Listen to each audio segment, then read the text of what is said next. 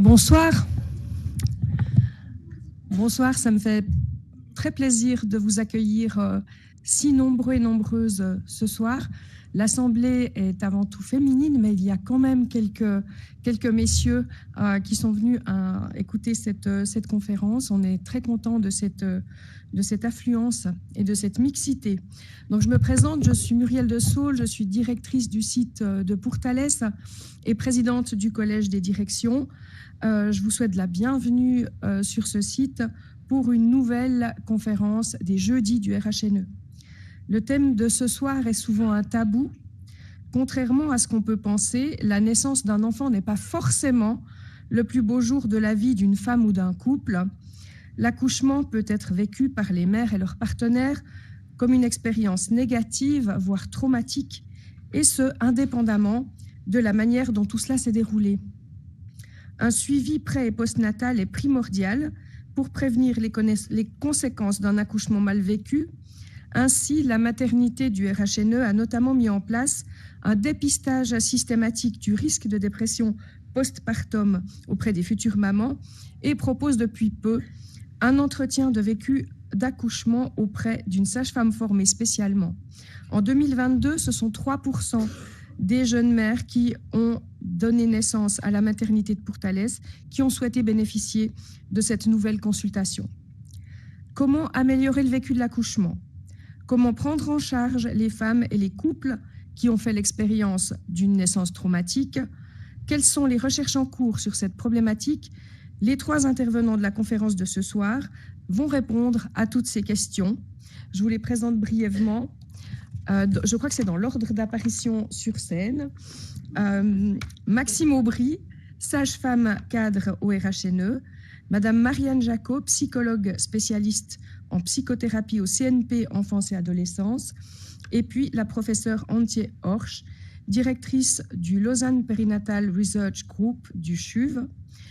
Au terme de leur présentation, il y aura bien évidemment, comme d'habitude, un espace pour vos questions, et puis à la fin, un apéritif au cours duquel vous pourrez prolonger les échanges dans un contexte moins formel. Donc, je vous souhaite une très bonne conférence et une bonne soirée. Merci.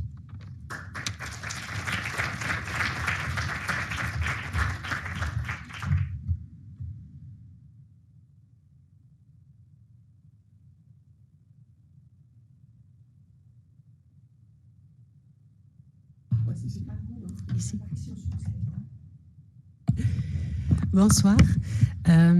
J'aimerais remercier les organisatrices de m'avoir invité ce soir pour présenter quelques aspects sur les accouchements traumatiques. Donc, je suis psychologue clinicienne de formation et professeure associée à la faculté biologie et médecine de l'Université de Lausanne. Et comme ça a été dit, je dirige depuis 10 ans un groupe de recherche interprofessionnel qui s'intéresse pour la santé mentale en période périnatale. Et notamment, on a l'intérêt de mieux comprendre l'impact des événements stressants et traumatiques comme les accouchements traumatiques sur la santé mentale des parents et ensuite comment cela peut impacter sur la relation avec l'enfant et sur le développement de l'enfant et sur toute la famille en fait. Et d'un autre côté, on développe des interventions pour soit prévenir les difficultés de santé mentale ou pour traiter, intervenir au cas où il y a des difficultés de santé mentale suite, par exemple, aux accouchements traumatiques. Donc, je pense que c'était déjà bien dit que malgré le fait que la plupart des naissances est bien vécue par les parents, il y a quand même un nombre important des accouchements qui est vécu par les parents comme étant stressant, difficile ou même traumatique. Et en fait, je peux vous donner un chiffre qui vient de beaucoup d'études qui ont été faites à ce sujet. Et une estimation assez conservative, c'est qu'environ un tiers des femmes disent que leur vécu de l'accouchement a été traumatique. Donc, je vous invite à écouter très brièvement un témoignage d'une mère. Et ensuite, on va continuer. J'appelle mon mari en pleine nuit pour lui dire de venir au CHUV. Je sais que cette fois-ci, c'est la dernière. Le sang n'a jamais été aussi abondant. Tout se précipite. Le moment de la rencontre est là. On va me couper, me déchirer. On va sortir mon bébé. Un cri, et puis plus rien. Je ne te vois pas. Tu te bats parce que la mort est là, si proche. Et moi, nous, si impuissants. Tu es transféré derrière une porte grise, celle qui s'ouvre sur une réalité faite de survie, de machines, de sons angoissants. Tout y est impeccablement désinfecté. Tout y est si fragile et fort à la fois. Tu as des tubes, des fils. Tu es branché de partout. Tu respires grâce à une machine. C'est irréel. Nous avons si peur. Moi, je n'accepte pas. La rage est si forte, la douleur si intense, la faiblesse paralysante.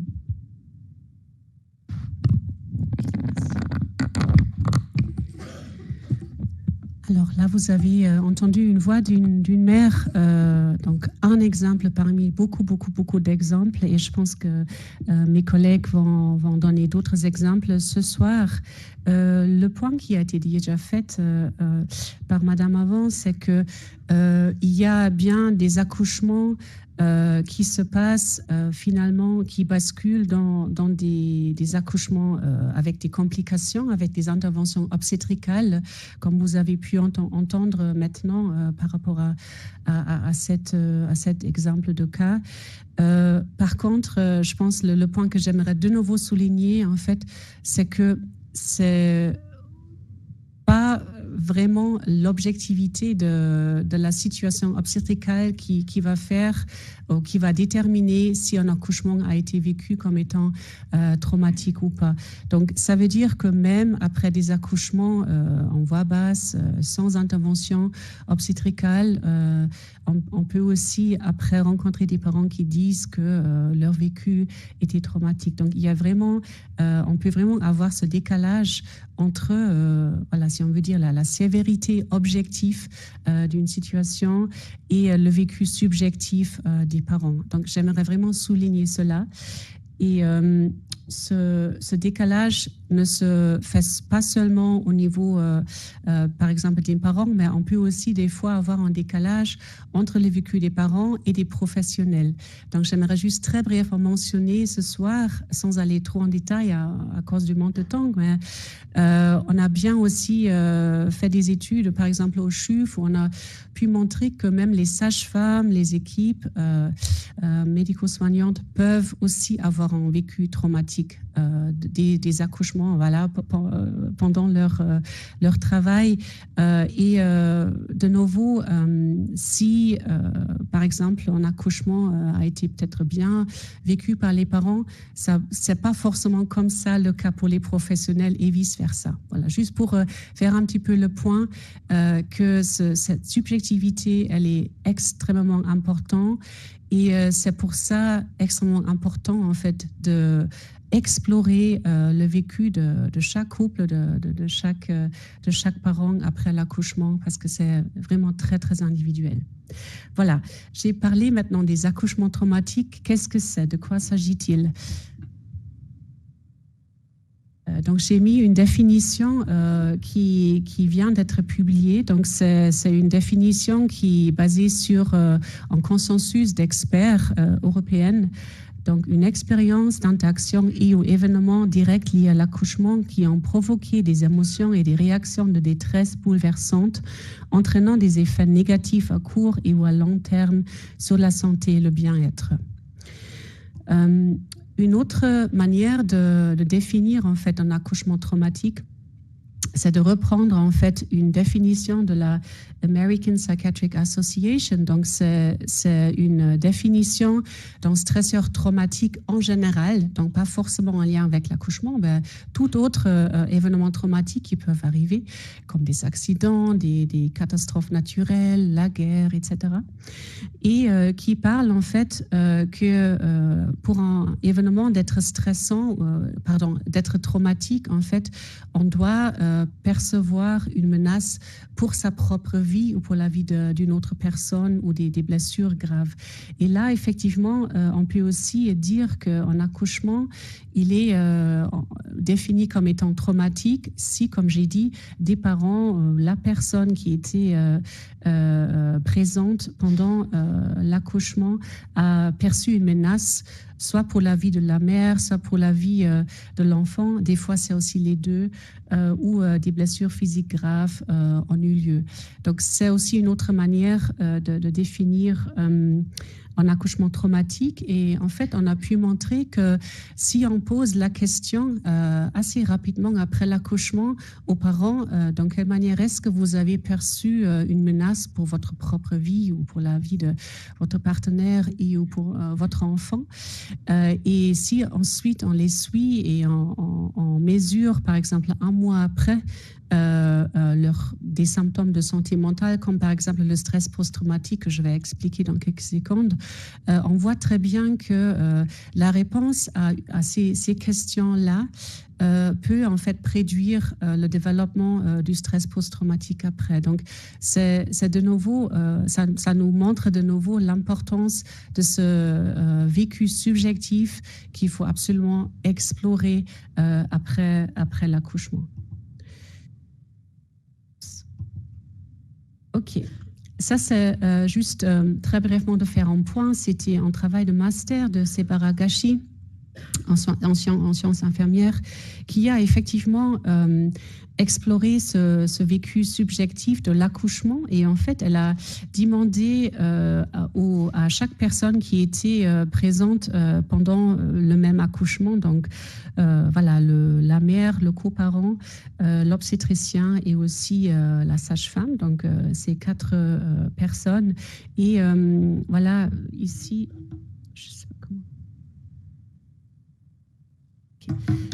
Vous voyez effectivement sur la figure, en fait, vous voyez le vécu en rouge qui était traumatique, et vous voyez bien en décalage en fait entre ces différentes personnes, comme j'avais mentionné avant, et on voit aussi bien en décalage entre voilà, les parents et les professionnels. Voilà. J'ai déjà parlé un petit peu de ça avant. OK, donc effectivement, si quelqu'un a vécu donc l'accouchement comme étant traumatique, la chose qui peut se passer, c'est que on peut développer en fait des symptômes du stress post-traumatique comme réponse à cet événement traumatique. Et donc, si on parle du stress post-traumatique, il y a 4 groupes de symptômes dont je vais très brièvement vous expliquer. Le premier groupe de symptômes s'appelle intrusion, donc c'est on appelle ça aussi des flashbacks, vous avez probablement entendu parler, donc des images envahissantes, intrusives, qui viennent à l'esprit, qu'on ne peut pas contrôler, qui sont très difficiles à vivre avec, et qui peut des fois donner l'impression qu'on est de nouveau dans la situation traumatique. Donc ça peut être extrêmement difficile à vivre. Ensuite, il y a des symptômes d'évitement. Donc typiquement, les parents qui ont été traumatisés vont tout faire pour pas parler de l'accouchement, pour pas revenir à l'hôpital où ils ont accouché. Ils vont trouver très difficile, par exemple, de venir pour des rendez-vous de suivi en postpartum, etc. Ensuite, il y a des symptômes en lien avec la dépression, donc des pensées négatives. Alors typiquement, si on parle par exemple avec une mère qui a été très traumatisée pendant l'accouchement, elle va souvent penser, elle va se culpabiliser, elle va penser que c'était sa faute, qu'il y a des complications qui sont arrivées. Elle va souvent penser qu'elle est une mauvaise mère, etc. Juste pour donner quelques exemples, je pense qu'on va entendre d'autres exemples plus tard. Et on trouve aussi des symptômes de hyperréactivité. Donc, par exemple, il y a un sentiment de menace permanent que la personne traumatisée va vivre avec. Et cela veut dire, par exemple, donc ça va donner en fait souvent vie à une hyper-vigilance. Donc, souvent, on trouve en fait que les parents qui sont traumatisés sont très, très, très surprotecteurs vis-à-vis de leur enfant, par exemple. Il y a d'autres symptômes comme difficulté de concentration, sommeil, etc., qui tombent dans le groupe de hyperréactivité. Et donc, pour la plupart des cas, quand même, heureusement, après quelques semaines, ces symptômes vont disparaître, heureusement. Par contre, malheureusement, pour un certain pourcentage des parents, malheureusement, ces symptômes vont continuer. Et à 1 mois, en fait, on peut poser le diagnostic du stress post-traumatique suite à l'accouchement. Et là, j'ai mis des chiffres de prévalence qui viennent de beaucoup d'études. Donc, j'ai mis, en fait, avec les étoiles, pour vous montrer que ce n'est pas seulement des études,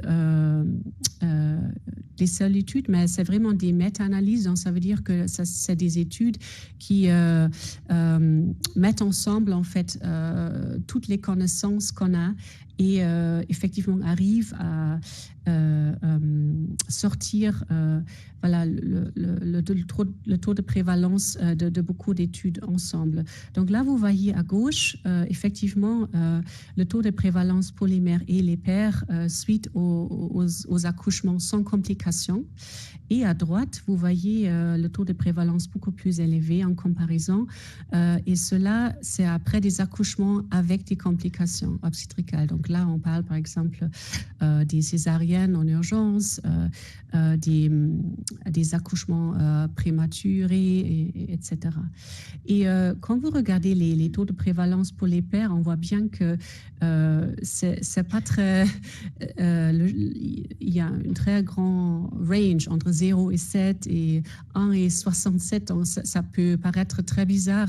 Pourquoi est-ce que c'est le cas? Parce qu'il manque absolument des études sur les pères encore. Donc, et quand je dis des pères, aussi des coparents, dans d'autres coparents, on sait très peu, en fait, malheureusement, en ce moment, dans la recherche. Donc, c'est vraiment quelque chose... donc, on a besoin de plus d'études. Donc nous, dans mon groupe de recherche, on s'est aussi intéressé donc justement pour ces accouchements avec complications. Et là, vous voyez d'autres taux de prévalence qui sont encore beaucoup plus élevés. Donc ça c'est tous les données du CHUV. Là, vous voyez en fait le stress post-traumatique après la naissance prématurée, césarienne en urgence, asphyxie néonatale et mort-née. Donc juste pour donner quelques exemples pour bien illustrer qu'il s'agit donc dans ces cas-là des populations à haut risque. OK. Je me suis dit ce soir, je vais profiter un petit peu de vous parler aussi de nos recherches, surtout aussi à la fin de cette présentation après mes collègues. Mais là, je voulais juste mentionner déjà une étude qu'on est en train de faire et on cherche des participantes. Donc, si vous avez envie ou vous connaissez quelqu'un, je vous invite à participer. En fait, on va faire pour la première fois en Suisse une étude cohorte. Donc, ça veut dire qu'une étude populationnelle. Et donc, si vous scannez le QR code, vous tombez sur notre site web. J'ai aussi amené des flyers. Et en fait, dans cette étude, en fait, on va recruter des parents pendant le 3e trimestre de grossesse et après, on va les suivre à plusieurs reprises pour justement mieux comprendre les facteurs de risque, les facteurs protecteurs en lien avec la santé mentale. Et cette étude en Suisse va aussi s'inscrire dans une très grande étude mondiale dans laquelle plus que 40 pays en fait participent. Et cela va nous permettre vraiment aussi de comparer tous ces le taux de prévalence déjà du stress post-traumatique, mais aussi des questions au niveau de facteurs de risque, facteurs protecteurs aussi avec d'autres pays. Voilà. OK. Alors, quel peut être l'impact sur les mères d'avoir eu ont vécu d'un accouchement traumatique. Donc évidemment, on parle des hauts niveaux de détresse qui peuvent durer très longtemps. Ça peut durer vraiment des années, très longtemps. Voilà, ces mères parlent d'être hantées par des souvenirs traumatisants pendant de nombreuses années.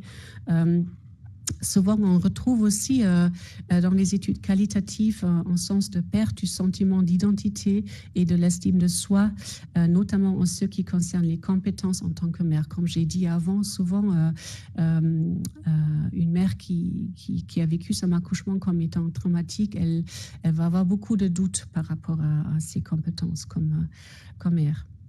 Là, c'est juste très brièvement pour vous montrer une étude qu'on a faite au CHUV aussi. C'était Elisabeth Schobinger qui avait fait ce travail de master en sciences infirmières. Et là, je voulais juste vous montrer quelques chiffres qui viennent de la Suisse sur les pères. Et donc là, vous voyez une comparaison entre mère et père, de nouveau par rapport au taux de prévalence du stress post-traumatique à 1 mois postpartum.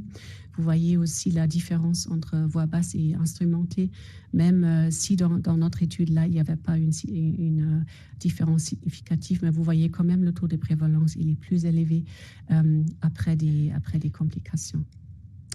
OK, donc une chose qu'on a aussi pas mal étudié et qui est très important, bien entendu, à discuter, c'est que, alors après des accouchements traumatiques, ça peut vraiment avoir un impact très négatif sur la santé mentale des parents, sur la relation du couple, mais malheureusement, cela peut aussi, en fait, avoir un impact sur la relation entre parents et enfants. Donc là, j'ai mis mère-enfant parce que malheureusement, de nouveau, la plupart des études, et il n'existe pas encore beaucoup, c'est focusé sur les mères. Mais moi, personnellement, je suis convaincue que probablement pour les coparents, l'histoire, elle n'est pas si différente.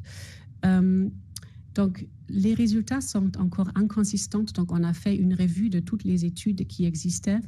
Et donc, il y a quelques études qui parlent, qui ont montré que les mères qui ont été traumatisées ont été observées comme étant plus contrôlantes et moins sensibles. Donc, j'ai mis cela entre guillemets parce que je pense que c'est très délicat de dire ça comme ça.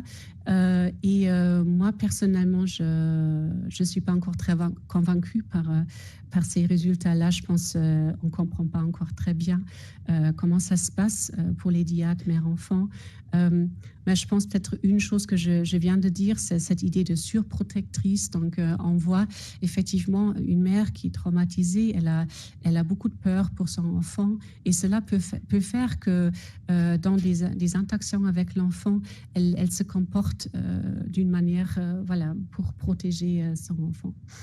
C'est aussi montré que les mères qui sont traumatisées trouvent plus difficile en fait de réguler aussi les émotions de leur enfant et au niveau de lien d'attachement, il y a aussi quelques évidences qui montrent que ça peut être difficile d'établir un lien affectif avec l'enfant. Mais de nouveau, je pense que c'est important de dire qu'on ne comprend pas encore très bien toute cette histoire, c'est très complexe.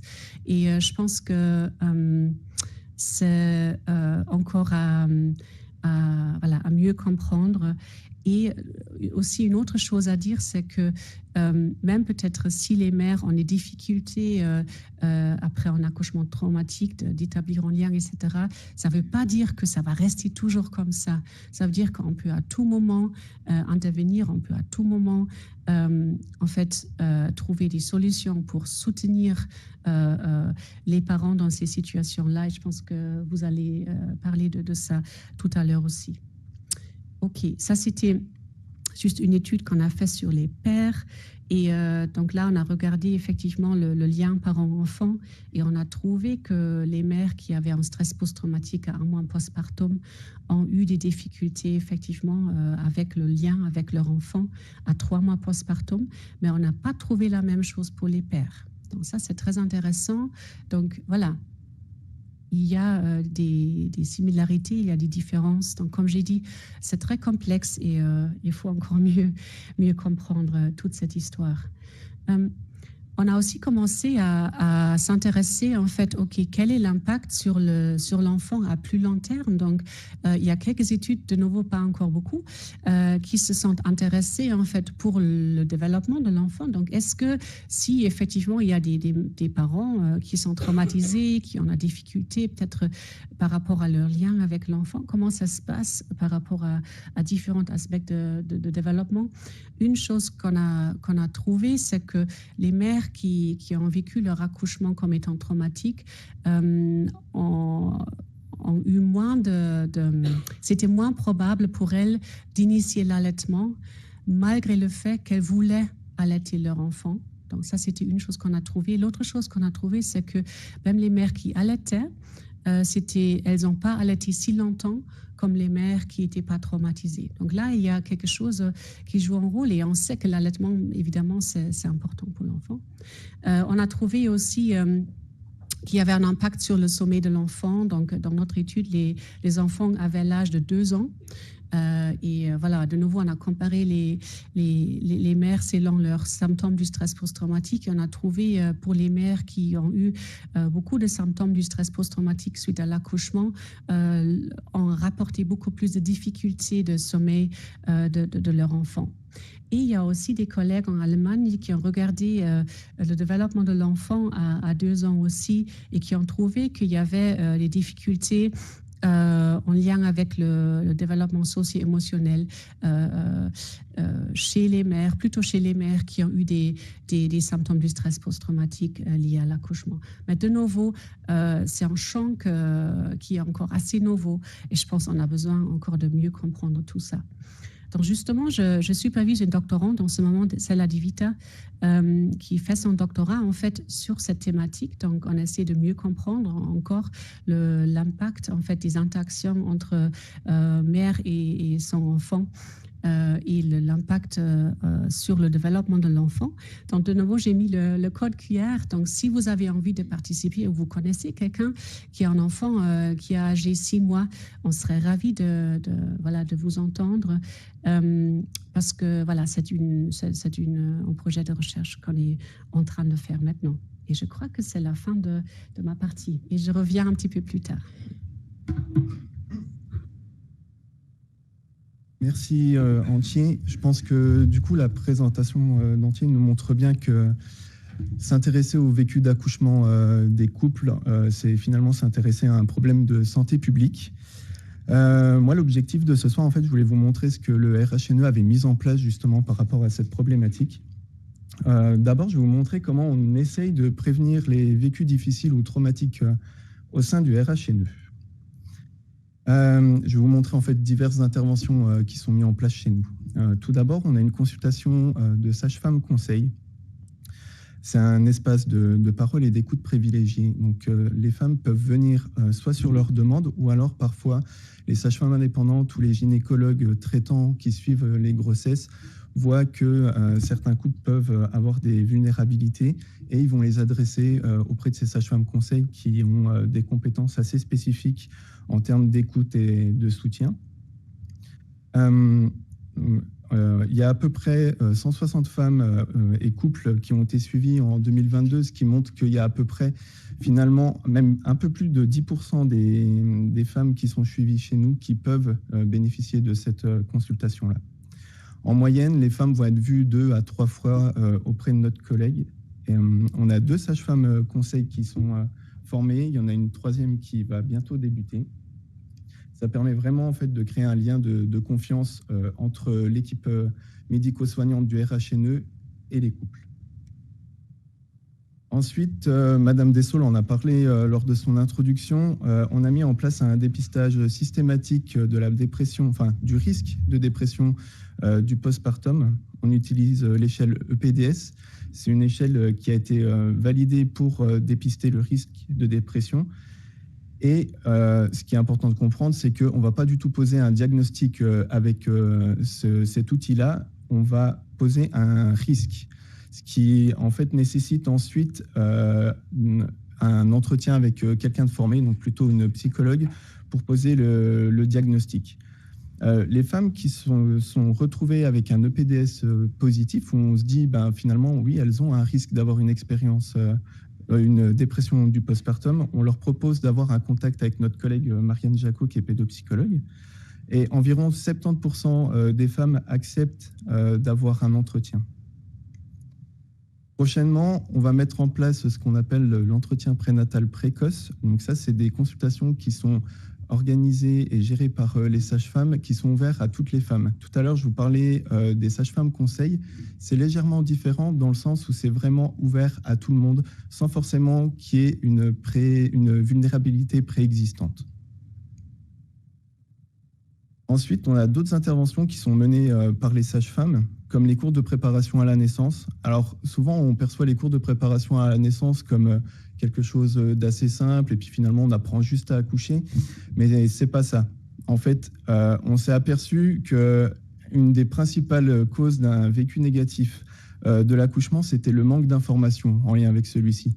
Et les cours de préparation à la naissance qui sont donnés au RHNE et par des sages-femmes indépendantes dans le canton ont vraiment cet objectif-là, c'est vraiment d'informer les couples du processus de grossesse et d'accouchement. On a aussi mis en place des consultations de médecine intégrative telles que l'hypnose. On a 5 sages-femmes qui sont formées, l'acupuncture, 3 sages-femmes qui ont un diplôme interuniversitaire et on a quelques-unes qui se préparent encore à avoir aussi ce diplôme-là. Ces consultations-là, elles vont viser à réduire l'anxiété ou la dépression qui sont aussi des facteurs de risque d'avoir des expériences difficiles d'accouchement. Donc vraiment là, on est sur des interventions qui sont mises en place avant qu'il y ait un vécu qui soit difficile. Ensuite, on a mis en place d'autres interventions qui là vont viser à favoriser un vécu positif. Par exemple, l'espace AVA, je pense que vous en avez entendu parler. C'est un espace qui est géré par les sages-femmes pour des grossesses qui sont dites à bas risque, donc plutôt physiologiques. On a environ 250 femmes qui sont intéressées d'intégrer l'espace AVA tous les ans, en moyenne. Là, j'ai mis qu'il y en avait 65, il y avait 65 naissances par an parce que, au cours de la grossesse, il peut y avoir des facteurs d'exclusion qui vont apparaître ou pendant le travail et l'accouchement, on peut avoir une femme qui serait désireuse tout simplement d'une péridurale et à ce moment-là, ça nécessite une prise en charge pluridisciplinaire et les femmes sortent de l'espace AVA. Ça ne veut pas dire qu'elles vont accoucher de manière instrumentée ou difficile, c'est juste qu'il va y avoir un relais avec une équipe un petit peu plus complète. On a à peu près une vingtaine de sages-femmes qui sont intégrées dans l'espace AVA, qui vont le gérer sur les 60 sages-femmes qui composent notre équipe. On a aussi des nurses qui ont des compétences qui sont complémentaires aux sages-femmes, qui vont être là pour les prises de naissance. Le but de l'espace AVA, c'est vraiment créer ce partenariat entre les couples et notre équipe. On encourage la physiologie, donc on va les rencontrer 2 fois en cours de grossesse. Une première fois pour leur détailler un petit peu à quoi correspond la philosophie de l'espace AVA. Et on va élaborer aussi le projet de naissance pour comprendre ce que les couples souhaiteraient avoir pendant la venue au monde de leur enfant. Puis on va essayer de s'y coller le plus possible. On a mis en place aussi récemment les césariennes douces. On sait que certaines études ont montré que même si une césarienne était organisée, qu'elle était élective, elle pouvait être aussi vécue de manière difficile. Donc on s'est posé la question, mais comment on pourrait faire pour rendre ça un petit peu plus sympa, entre guillemets. Et est venu le projet de césarienne douce. Il y a des hôpitaux en Suisse romande qui avaient déjà mis en place ce projet-là. Ce n'était pas effectif chez nous, ça l'est maintenant. On a à peu près 30% des césariennes électives au RHNE qui sont des césariennes douces. Donc ça nécessite une organisation de notre équipe. Il y a une sage-femme qui est dédiée complètement à la prise en charge, ce qui permet de rester plus longtemps au bloc opératoire, de pouvoir faire du poids-peau immédiatement après la naissance, de pouvoir faire une première mise au sein aussi au bloc opératoire. Et l'environnement, on va essayer de le rendre un peu plus attrayant. Les lumières peuvent être tamisées. On propose aux couples, s'ils le souhaitent, de pouvoir diffuser la musique de leur choix. Le champ opératoire est légèrement abaissé, ce qui permet de voir assez rapidement l'enfant. Et puis, les mères qui seraient désireuses peuvent être invitées à fournir des efforts expulsifs pour accompagner la naissance de leur enfant. finalement, on essaye de rendre un peu de physiologie dans une opération médicale. On a d'autres compétences spécifiques de l'équipe de sages-femmes qui va favoriser un vécu positif. On a eu un focus sur la gestion de la douleur. On a 2 sages-femmes qui sont référentes par rapport à la prise en charge de la douleur dans notre équipe. On a introduit le Méopa, c'est le gaz hilarant. Ce n'était pas existant en salle d'accouchement. Ça peut être utile parfois quand des femmes ne peuvent pas bénéficier d'une péridurale ou pour des gestes qui peuvent être douloureux, mais pour lesquels on n'a pas le temps d'installer une antalgie suffisante. Le Méopa, c'est assez rapidement efficace. On a aussi pu installer une baignoire dans notre service de prénatal, donc pour les femmes qui sont pas encore en travail, pour pouvoir gérer un petit peu plus les douleurs pendant cette phase qui peut être assez longue. Et on a aussi formé l'ensemble de l'équipe de sages-femmes à l'accompagnement au changement de projet, parce que, comme on a pu voir dans l'espace AVA, il y a des projets de naissance qui peuvent être parfois assez complexes, assez difficiles, et on s'est aperçu que des fois, juste un grain de sable dans ce projet qui changerait de la norme rend le vécu beaucoup plus difficile. Et du coup, ça nécessite d'avoir des compétences communicationnelles assez bonnes pour pouvoir accompagner ces couples lorsque le projet change. Donc là, on a vu qu'on a essayé de mettre des choses en place pour prévenir, pour favoriser le vécu positif. Et on a aussi mis en place des interventions qui visaient à traiter, entre guillemets, le vécu négatif ou traumatique. Donc premièrement, quand on s'aperçoit au niveau de l'équipe qu'une situation a pu être vécue de manière difficile, donc ça peut être effectivement une instrumentation, une césarienne en urgence, mais quand on a le sentiment que le couple n'est pas tout à fait positif par rapport à l'accouchement, les assistants et chefs de clinique vont aller voir les couples pour rediscuter des situations dans le postpartum immédiat, ce qui est déjà un premier pas. Et ensuite, on peut proposer à ces couples un entretien avec notre pédopsychologue pendant le postpartum, où déjà on va pouvoir poser certains éléments de la prise en charge. Et par la suite, on peut leur proposer une consultation vraiment en lien avec le vécu de l'accouchement qui est fait par une sage-femme. Idéalement, on le propose à 6 à 8 semaines après la naissance parce que quand on est dans la phase du postpartum immédiat, les gens ne sont pas prêts émotionnellement à pouvoir rediscuter avec tête reposée de leur accouchement. Depuis la mise en place de cette consultation, on a à peu près une 60aine de couples qui ont été reçus, ce qui représente sur une année environ 3% de l'ensemble des femmes qui accouchent chez nous. Et ce qui est important de dire, c'est que cette intervention se base sur le récit du couple. Parce que ce que les couples ont vu, perçu, ressenti, c'est leur réalité et nous, on ne va pas être là pour la changer. Par contre, on peut apporter certains éléments du point de vue de l'équipe médicale, médico-soignante, qui peuvent faire comprendre pourquoi on a pu ressentir telle ou telle sensation. Quelque chose de tout simple, par exemple, une femme qui va faire une hémorragie du postpartum sévère peut avoir l'impression qu'elle va mourir. Et effectivement, quand on fait une hémorragie sévère, on peut faire des hypotensions, on peut se sentir partir. Et en fait, on peut leur expliquer concrètement que les perceptions qu'elles ont eues à ce moment-là, elles étaient réelles et fondées. Et si on voit qu'il y a vraiment quelque chose qui est très ancré, qui est encore très difficile après ces entretiens-là, il y a un relais avec les professionnels de santé qui peut être fait. Donc, les sages-femmes indépendantes qui sont un bon soutien pour tous ces couples, les gynécologues, les psychologues. Et je crois qu'ensuite, je vais passer la main à Marianne pour qu'elle vous présente vraiment les interventions plus d'un côté psychologique en maternité.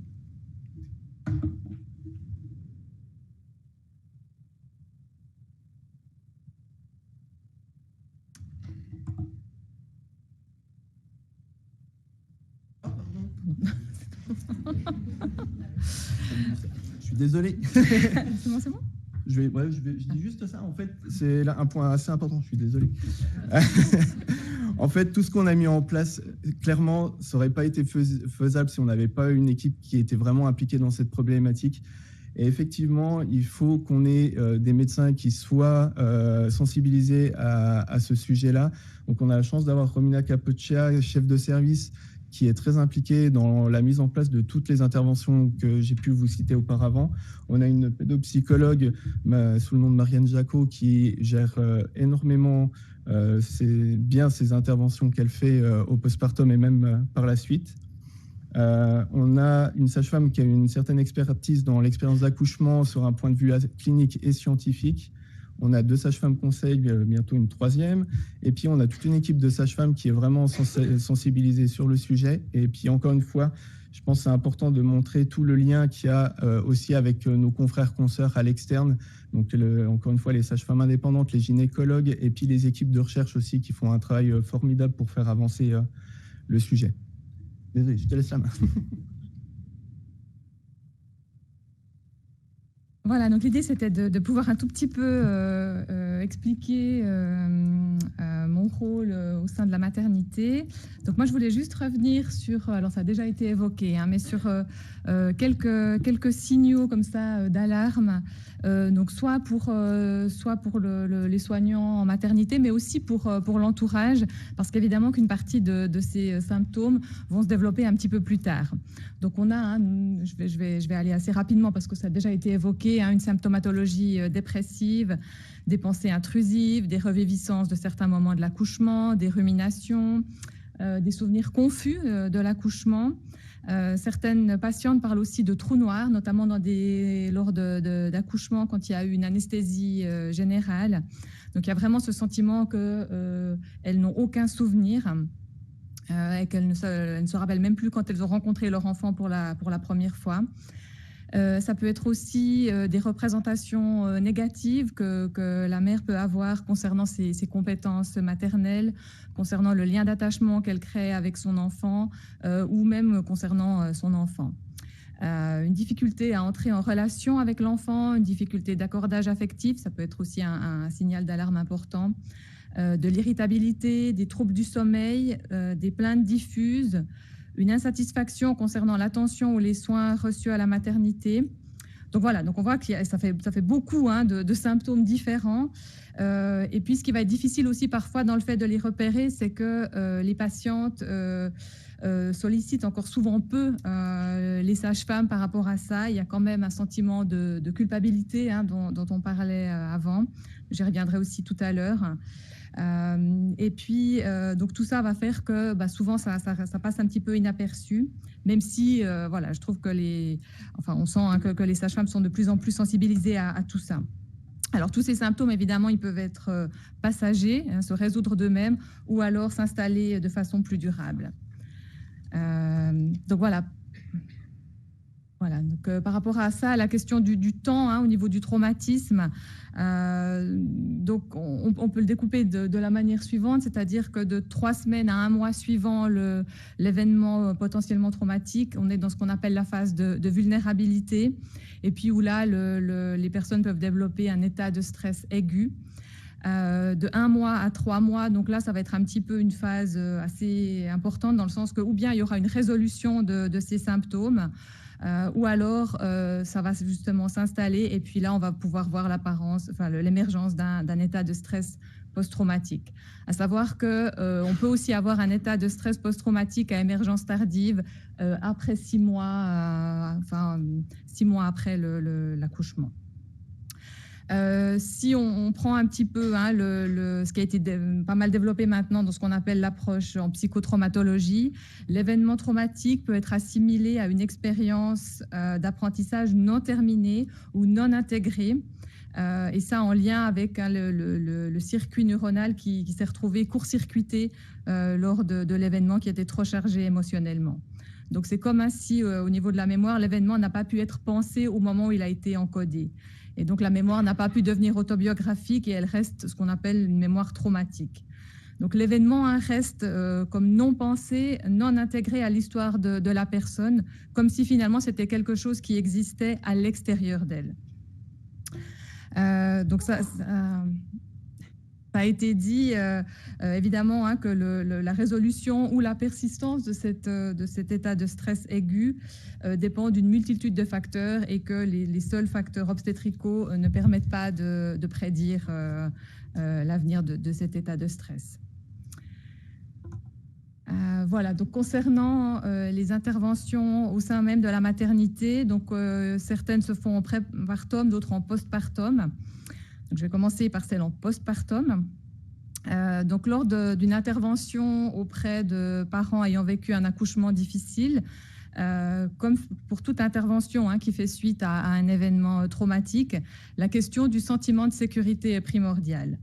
Donc, il est vraiment important que la personne puisse se sentir suffisamment rassurée sur son état de santé, sur l'état de santé de son enfant, que si des douleurs persistent, qu'elles puissent être supportables, que la personne sente aussi qu'elle est en train de retrouver un petit peu un sentiment de maîtrise par rapport à ce qui se passe dans son corps, par rapport à ce qui se passe autour d'elle, qu'elle puisse identifier aussi un petit peu qui sont les différents soignants autour d'elle et puis les différents soins à venir.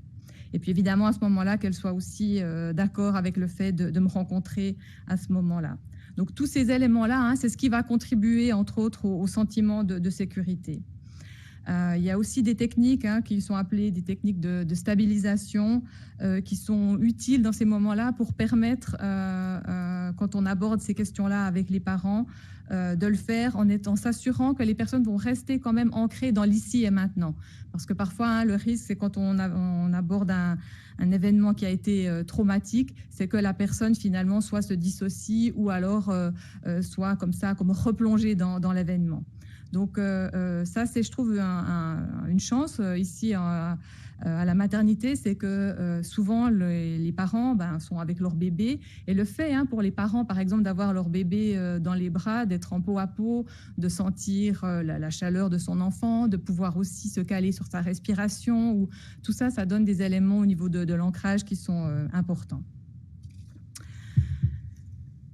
Le but, quand on rencontre ses parents, c'est évidemment pas de les faire parler, mais plutôt d'explorer un petit peu ce qu'eux ont pu vivre, ce qu'ils ont pu ressentir, et puis parfois aussi les interprétations qu'ils ont pu donner à ce qui était arrivé ou à ce qu'ils ont ressenti.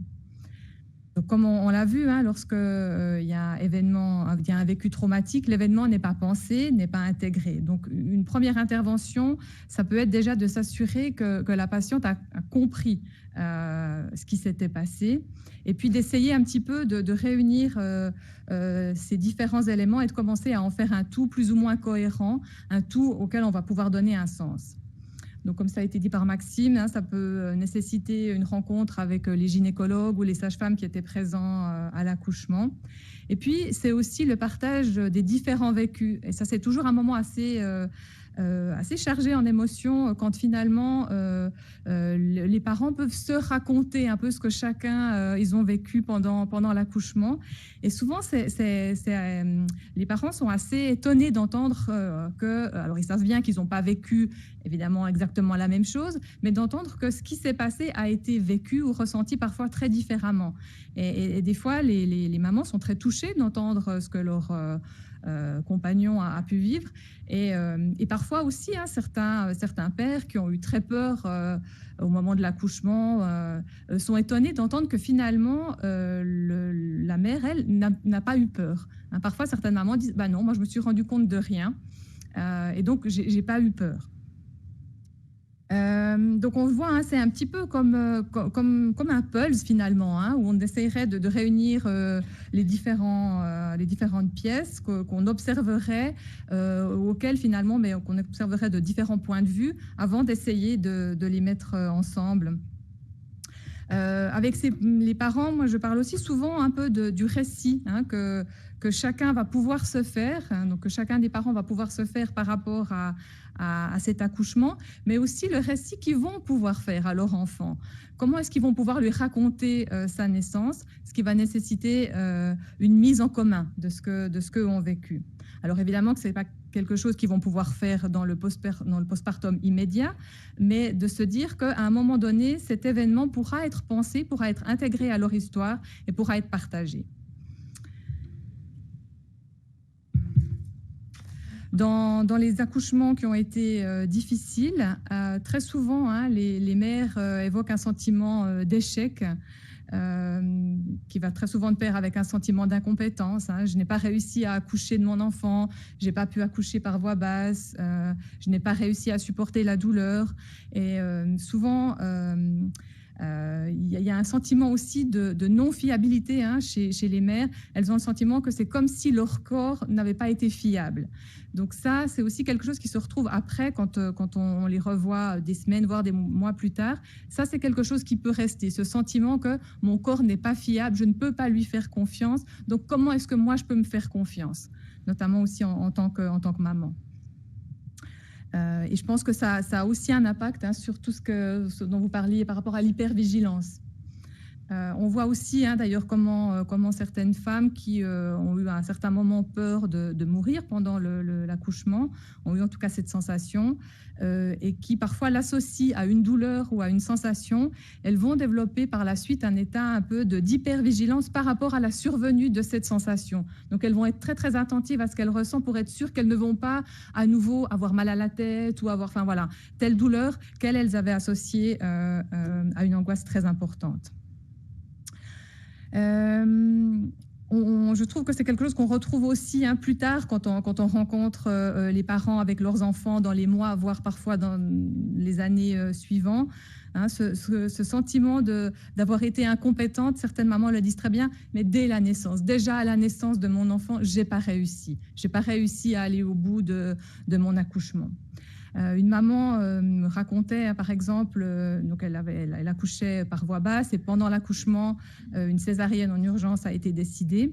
Et elle racontait qu'elle avait très bien compris pourquoi cette césarienne avait été décidée, mais que des mois encore après, elle se rendait responsable de cette décision en se disant que si finalement elle avait poussé autrement, si peut-être qu'elle avait essayé une autre position, si elle avait pas dit qu'elle n'en pouvait plus, que peut-être qu'il n'y aurait pas eu de césarienne. Et c'est quelque chose qui était devenu comme ça une forme de rumination et qui la hantait pendant très longtemps. Tous ces sentiments sont parfois aussi difficiles à exprimer par les mamans parce que donc il y a ce sentiment de culpabilité, parfois de honte, et puis c'est aussi souvent le sentiment que finalement maintenant on va bien.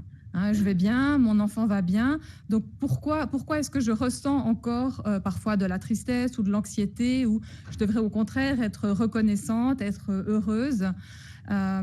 Et donc ça, je pense que ça contribue aussi au fait que parfois elles n'osent pas parler de ce qu'elles ressentent et que ce soit difficile d'aller demander de l'aide.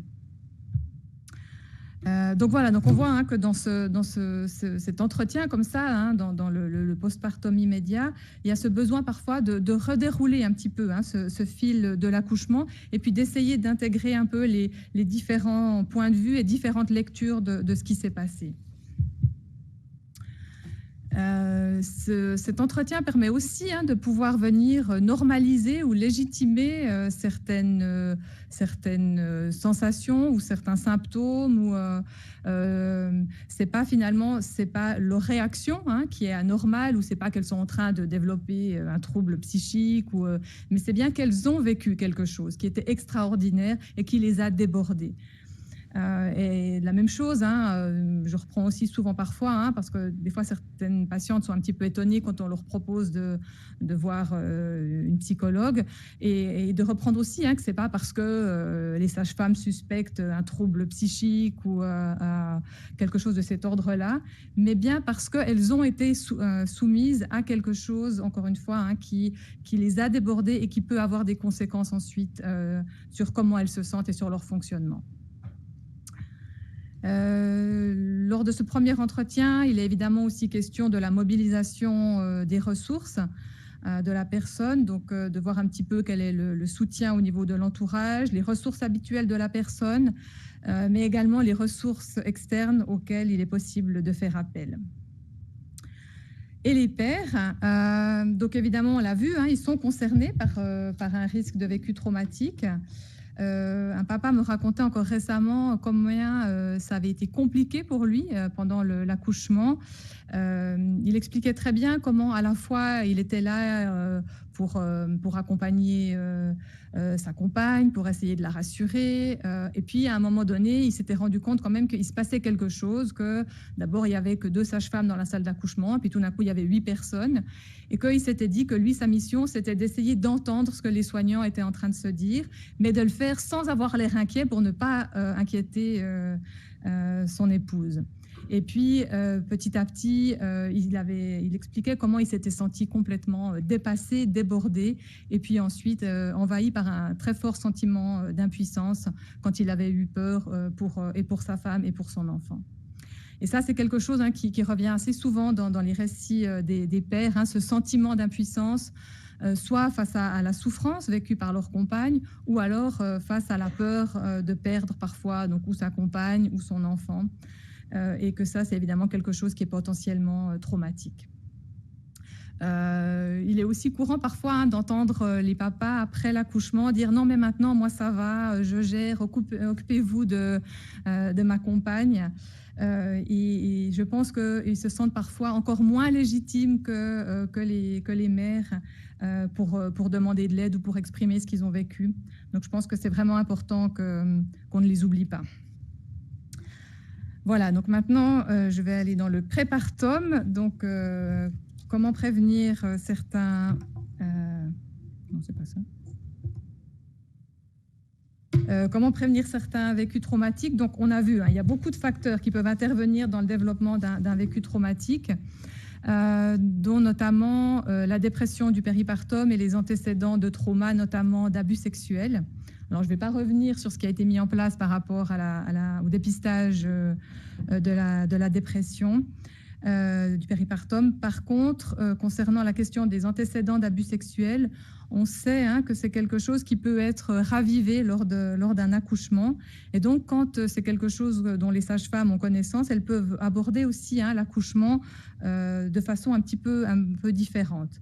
Par exemple, on sait que certaines sensations, que certains gestes, le sentiment peut-être de perdre à un moment le contrôle de son corps, de mise à nu, de s'exposer face à des inconnus, peut réactiver des souvenirs d'abus et avoir des conséquences importantes pendant l'accouchement, telles la survenue de pensées intrusives, de l'anxiété, parfois même ça peut aller jusqu'à une crise d'angoisse, ou la survenue d'épisodes dissociatifs.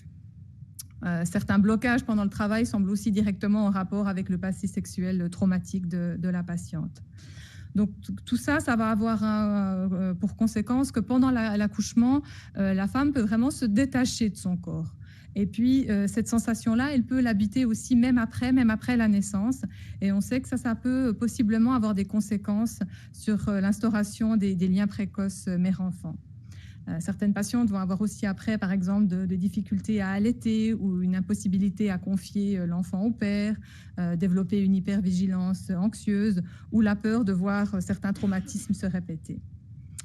Donc, pour terminer, on a choisi une vignette clinique par rapport à ce qu'on peut parfois mettre en place.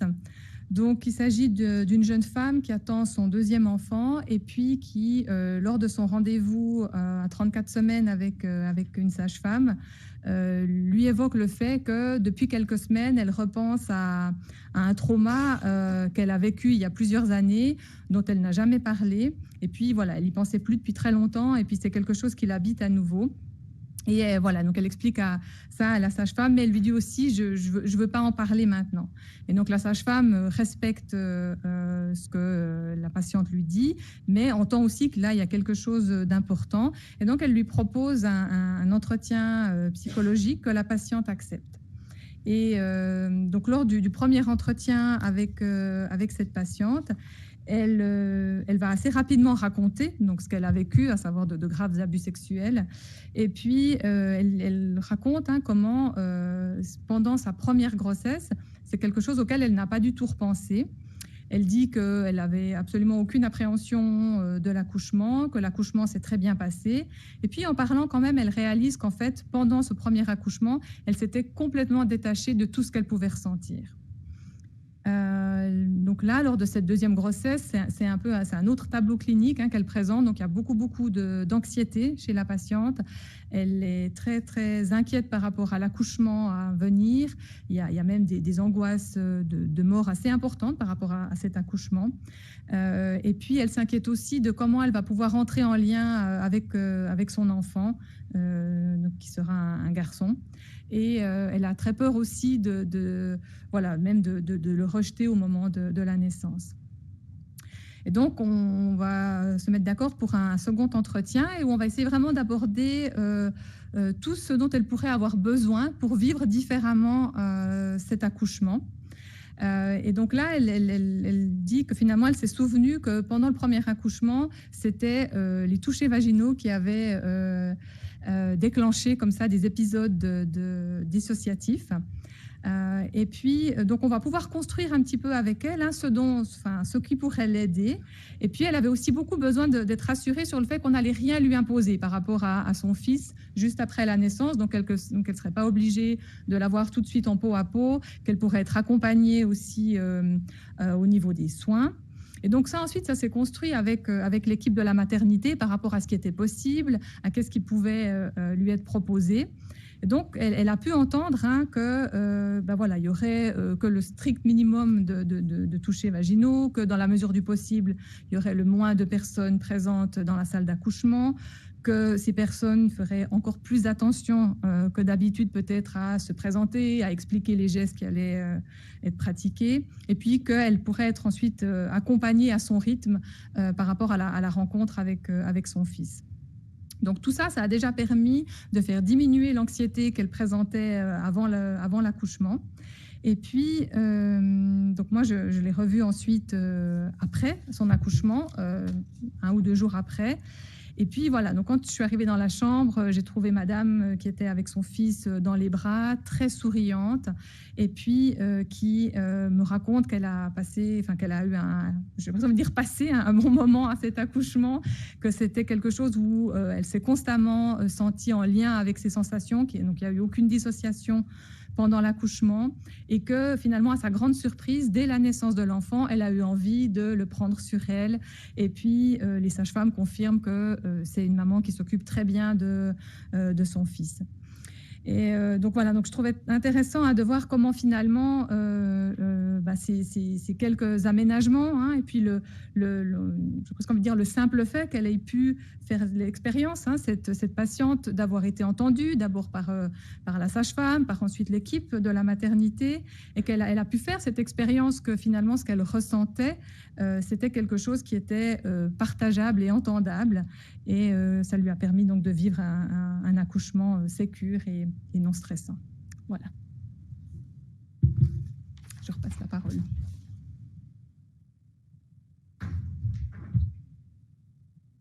Ok, alors c'est à moi de reprendre la parole.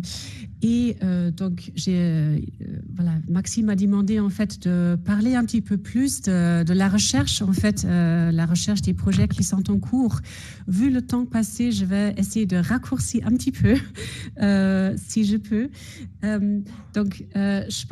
Je voulais juste un petit peu partager avec vous le constat qu'on a fait il y a quelques années que, effectivement, on a énormément besoin des interventions et aussi des interventions précoces en lien avec le vécu d'un accouchement comme étant traumatique et le développement du stress post-traumatique suite à l'accouchement après.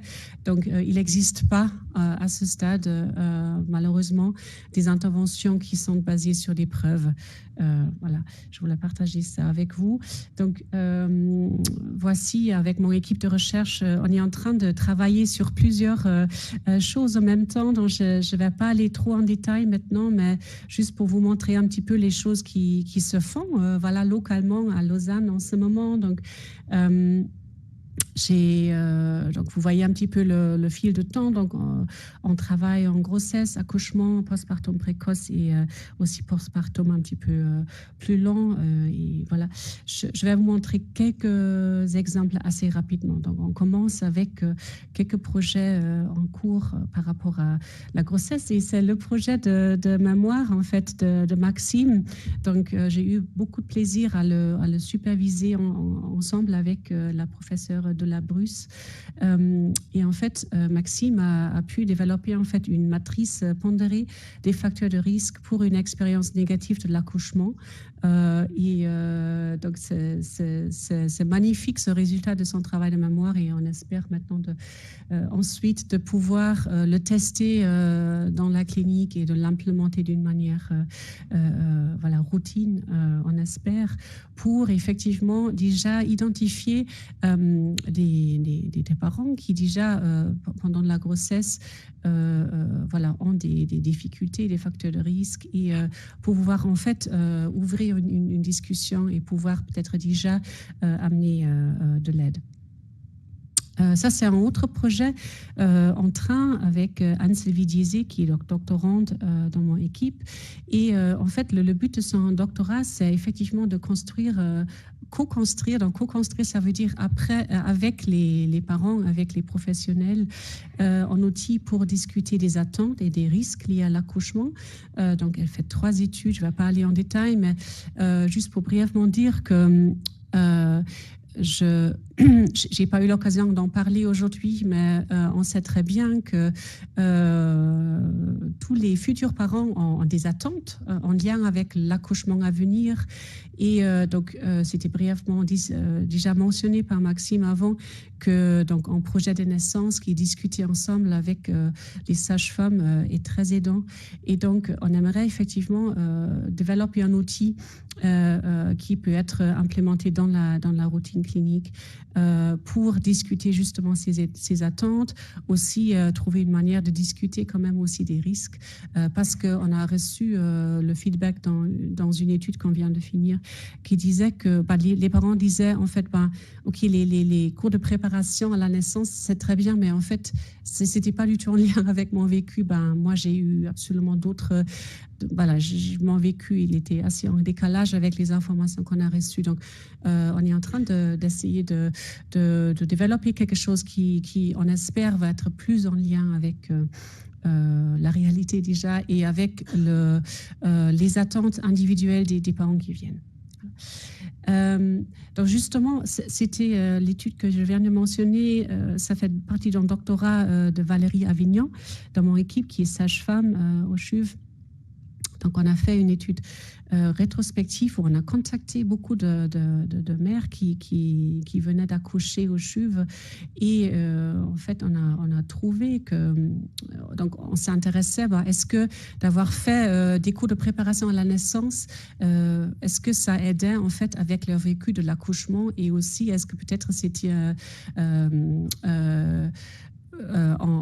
ça jouait un rôle protecteur en fait pour prévenir un stress post-traumatique. Et en fait, la chose qu'on a trouvée, c'était très frappant. En fait, malheureusement, non.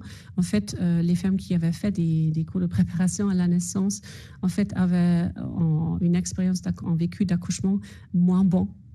Malheureusement. Pourquoi? Parce que on a amené des entretiens qualitatifs avec un sous-groupe de ces mères qui disaient oui, en fait, parce que les informations qu'on a reçues, c'était pas forcément très, finalement peut-être très utile ou c'était un petit peu en décalage avec mon vécu que j'ai eu. Donc il y a un travail à faire. Donc on a reçu un mandat au CHUV en fait de maintenant revoir tous ces cours de préparation à la naissance avec nos collègues sages-femmes. Et on n'a pas vu des différences au niveau de la douleur, par exemple, et autres. Par contre, on a vu quand même que les femmes qui avaient fait, les mères qui avaient fait des cours de préparation à la naissance avaient moins de symptômes du stress post-traumatique après l'accouchement. Donc ça, c'est une très bonne nouvelle. Donc il y avait quand même un facteur protecteur en lien avec cela. Par rapport à l'accouchement, Je vais vous très brièvement montrer une étude qu'on vient de finir qui est assez intéressante. Donc, Maxime parlait de la césarienne douce. Donc, une doctorante, Fiona Corbas, qui est obstétricien, qui fait son MD-PhD.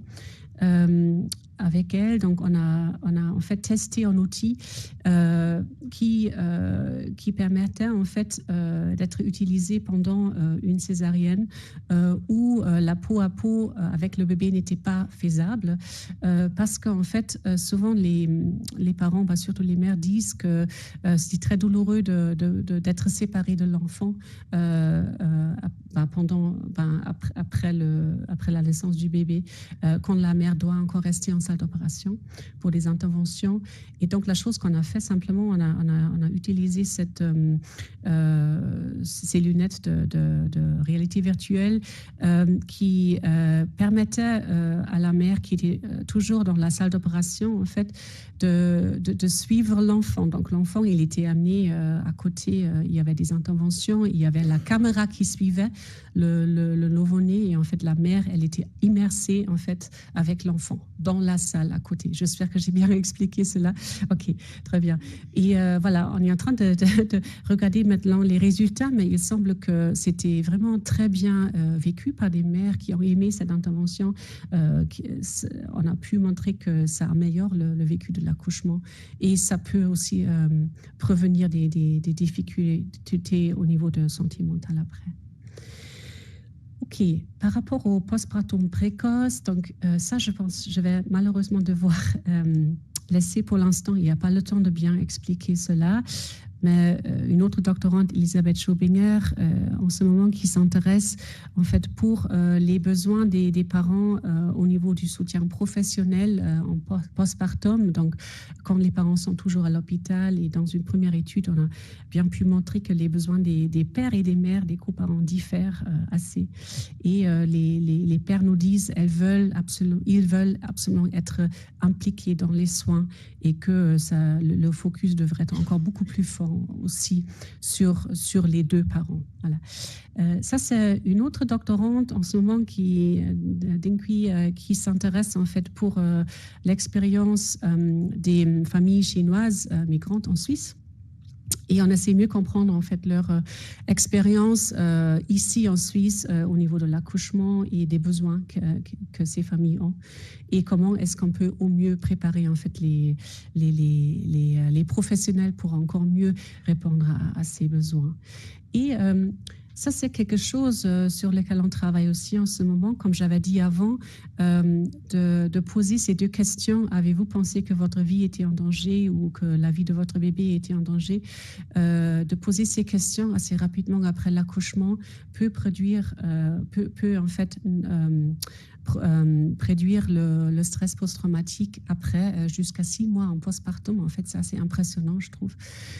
Et donc, on pense que ça pourrait devenir peut-être un outil de dépistage qui pourrait être peut-être implémenté de manière routine en postpartum. Et au CHUV, on est en train maintenant de le faire, de l'implémenter et de voir si ça joue et qu'est-ce que ça donne. Voilà, ça c'était juste pour montrer l'importance en fait d'identifier les difficultés. Elle a été la première personne qui m'a fait comprendre qu'il était normal de ne pas aller bien, ce que je ressentais n'était pas ce que je ressentirais pour le reste de ma vie. Le fait qu'une infirmière pose cette simple question et y donne suite a tout changé. Donc, c'est vrai que souvent, on discute beaucoup avec les équipes en disant oui, c'est important de ne pas pathologiser, bien entendu, l'accouchement, la grossesse, voilà, toute cette période, on est tous d'accord, tout d'accord. Par contre, s'il y a des difficultés, c'est aussi très, très important de les identifier et d'en parler et donner un nom aussi à quelque chose qui apporte une telle souffrance.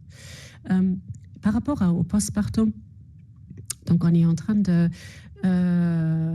faire une étude que j'aimerais juste highlighter très brièvement. C'est une autre doctorante, Deborah Faure.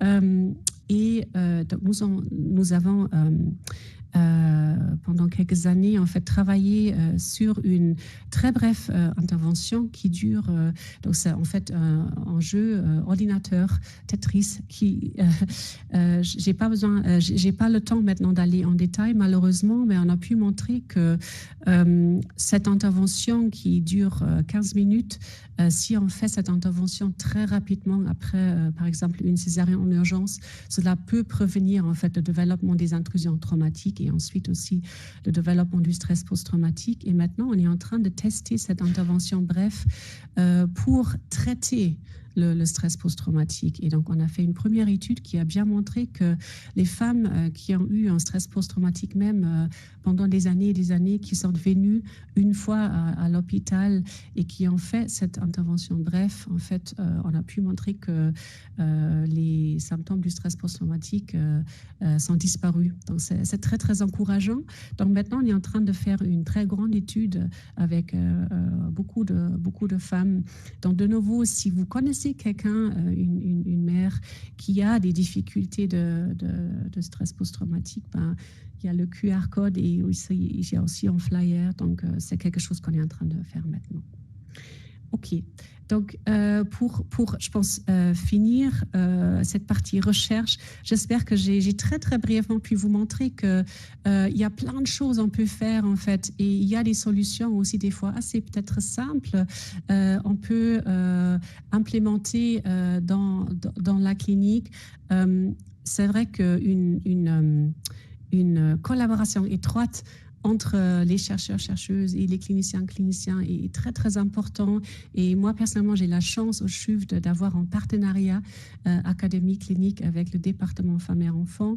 Et j'ai eu beaucoup de chance aussi maintenant de collaborer avec des collègues ici à Neuchâtel. Et je pense, Maxime, tu vas montrer quelques exemples. Donc, voilà, c'est un cours. Et vraiment, le but de toutes ces démarches, c'est vraiment d'améliorer les soins pour les familles. Et on espère pouvoir prévenir une souffrance en lien avec ces accouchements traumatiques.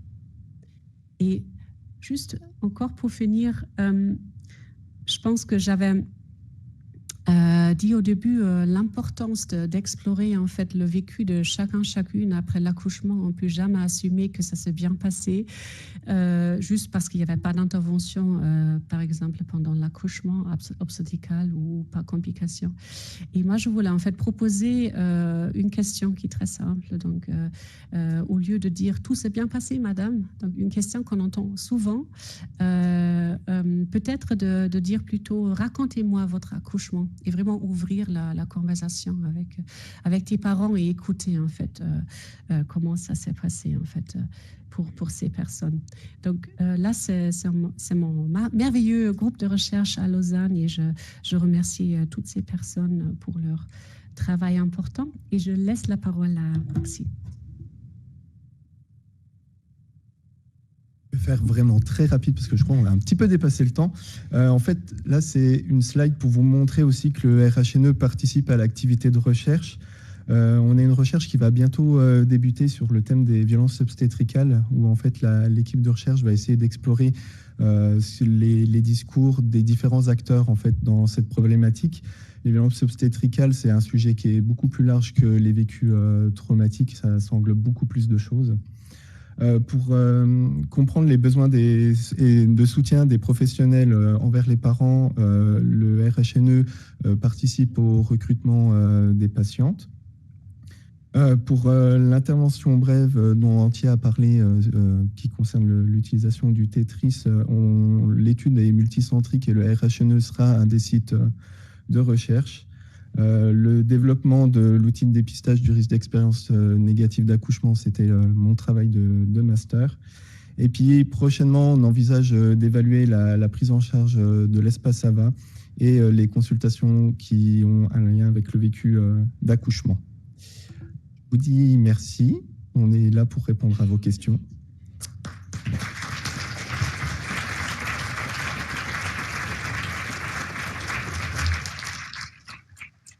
Si vous avez des questions, merci de lever la main puisqu'on est enregistré. Comme ça, on pourra vous entendre aussi à distance.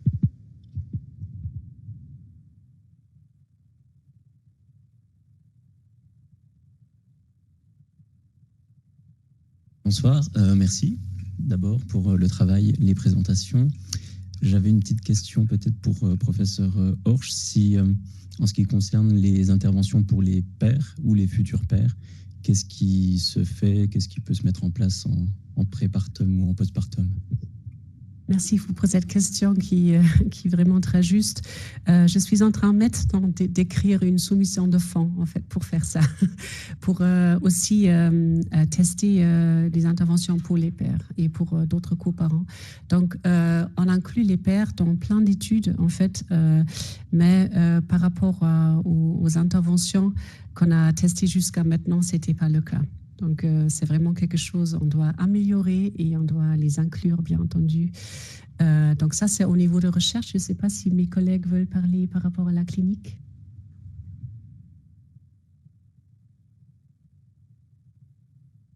Je pense que par rapport à la clinique, en fait, il y a les interventions qu'on met en place. Effectivement, on essaye toujours d'inclure les pères, mais en fait, ce qui est compliqué dans la clinique, c'est qu'ils font partie intégrante de l'histoire, mais c'est toujours compliqué de trouver leur place. Il y a des exemples très simples, pratico-pratiques. Un vaccin pour la coqueluche, on a toujours des problématiques de savoir qui va le faire.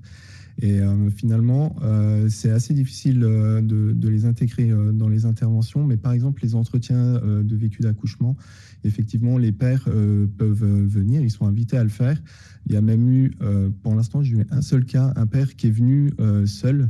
Alors effectivement, au niveau de l'hôpital, c'est compliqué parce que finalement, quel type de prise en charge on doit avoir au niveau des frais, comment on facture ça. Enfin voilà, c'est des questions qui sont très pratico-pratiques, mais finalement, ça met des difficultés en fait dans les prises en charge. Et c'est pour ça que je pense vraiment que autant pour les pères que pour les femmes, c'est un problème de santé publique et on doit quand même beaucoup avancer par rapport à cette problématique-là de comment on prend en charge.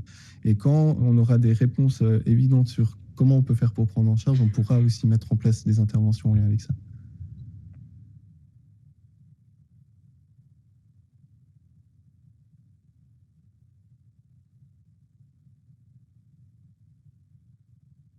Bonsoir. Il y a normalement, je crois, sur Lausanne, un cours des super papas qui est que pour les papas. Est-ce que bientôt on pourrait avoir sur Neuchâtel un cours des super papas? Alors, je crois qu'il y a une sage-femme indépendante dont j'ai oublié le nom qui propose ça. Voilà.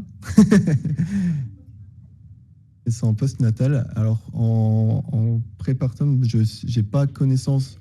Comment ? Après, nous, à l'hôpital, on n'a pas encore mis ça en place. Effectivement, on a déjà eu l'occasion d'en discuter en équipe. Pour l'instant, c'est un petit peu au point mort, mais effectivement, je pense que c'est quelque chose à explorer pour l'avenir. Ouais. Merci. Et puis, je voulais juste demander, du coup, la consultation pour rediscuter le vécu traumatique des accouchements. C'est quelle sage-femme? Il y a une seule sage-femme maintenant qui s'occupe de ça? C'est moi. Ah, d'accord. D'accord, très bien. Ouais. Merci. C'est un début, hein? Oui, c'est un début. Effectivement, on envisage de former d'autres sages-femmes à la conduite de ces entretiens-là. Bonsoir, merci beaucoup pour cette présentation. J'ai vu beaucoup d'études avec plein de questionnaires. Et au final, la dernière slide sur comment on parle, enfin, quelles questions on peut demander aux parents, ça me paraît la plus essentielle. Et finalement, c'est le lien qui crée la confiance. Et bien sûr, toute l'attention que vous menez par rapport aux mamans, aux papas, enfin, au devenir des enfants. Mais vous n'avez pas parlé d'études de groupe. Est-ce qu'il y aurait des groupes qui pourraient se mettre en place pour pouvoir justement parler et que les mamans puissent échanger entre elles pour rien que se dire qu'elles ne sont pas seules? Merci. Merci pour cette question, absolument. Alors, je peux vous donner un exemple. À Lausanne, il y a une association qui s'appelle Renaissance. Je ne sais pas si vous avez entendu parler, mais on a fondé cette association il y a quelques années avec le but d'amener des groupes de parole en fait régulièrement. Donc, c'est une fois par mois. Et c'est en fait des parents qui ont vécu des événements difficiles, des fois traumatiques pendant la période périnatale et qui sont à disposition pour d'autres parents. Et donc, c'est un espace ouvert qui est amené pas par des professionnels, mais par des parents qui sont à disposition pour d'autres parents. Donc, ça, c'est un exemple que je connais. Et sinon, oui, bien sûr, le soutien entre pairs est très, très important. Et il y a d'autres associations en Suisse aussi. Il y a l'association dépression postpartum, merci. Il y a d'autres associations aussi. Je ne sais pas si vous voulez peut-être dire quelque chose, mais oui. C'est très important, le rôle de ce soutien de père.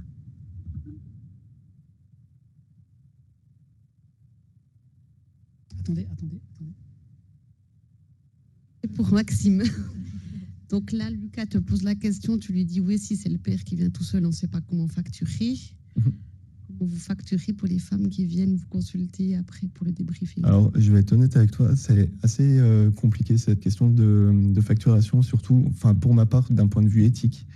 Ce que je fais actuellement, c'est que les femmes qui consultent, qui sont encore dans le timing de la grossesse ou qui consultent pour une grossesse précédente et qui sont à nouveau enceintes, je vais leur facturer comme une consultation sage-femme. Et quand ça dépasse ce délai-là, finalement, pour l'instant, je ne facture pas. L'objectif pour moi, en fait, je pense qu'on a pu montrer à travers cette présentation que c'est vraiment un problème de santé publique et qu'il y a des impacts à court, moyen et long terme, autant pour les familles que pour les femmes et même leurs partenaires. Et pour moi, cette prestation, elle devrait être offerte à tout le monde, ce qui pour l'instant n'est pas le cas parce qu'il y a toujours cette problématique de facturation.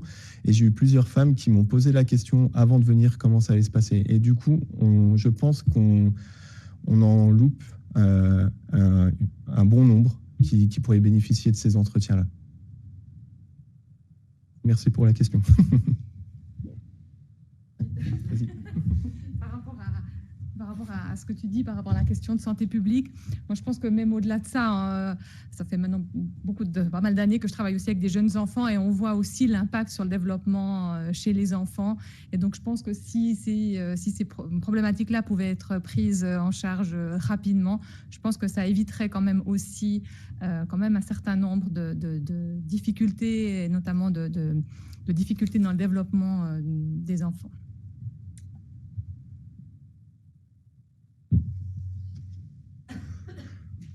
Je me demandais sur les 60 couples qui ont été vus dans le cadre de cette consultation, combien ont été, entre guillemets, repêchés pour un suivi pédopsychologue ou bien pour la mise en place de choses après coup?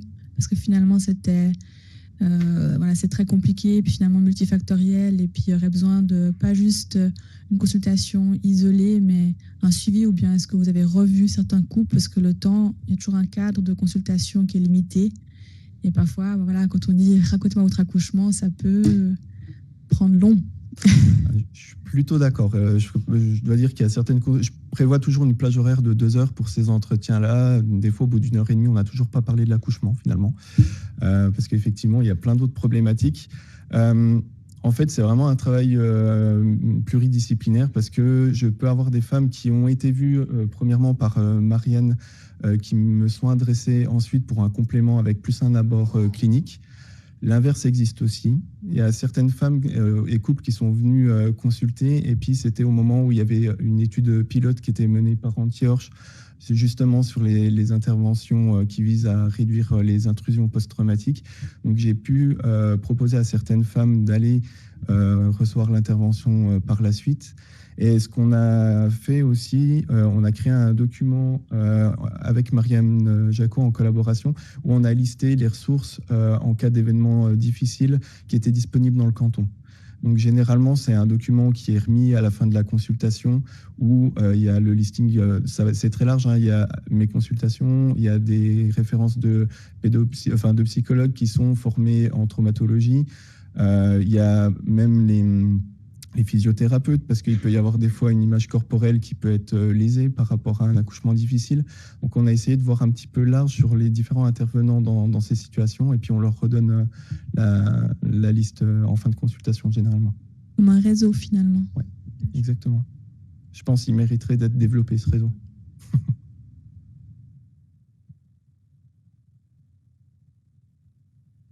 Peut-être une dernière question, puisque le temps file.